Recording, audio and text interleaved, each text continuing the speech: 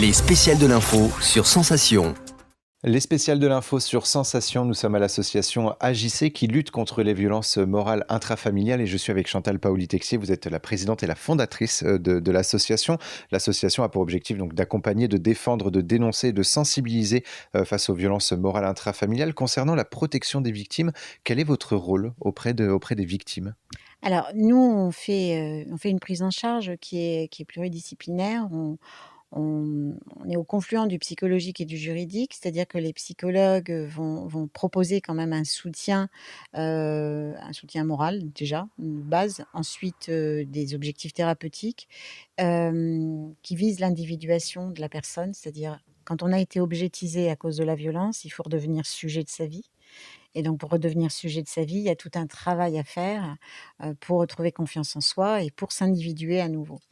Donc c'est le travail que font nos psychologues parce que c'est un travail qui va avoir, des conséquences, sur toute la situation. En fait, l'accompagnement qu'on propose est un accompagnement situationnel. On prend la personne dans sa globalité avec les impacts causés par la violence, mais aussi avec les impacts que cause, puisqu'on a majoritairement quand même des gens qui sont en situation de séparation, que cause l'environnement, la justice, les intervenants, les procédures en cours, etc.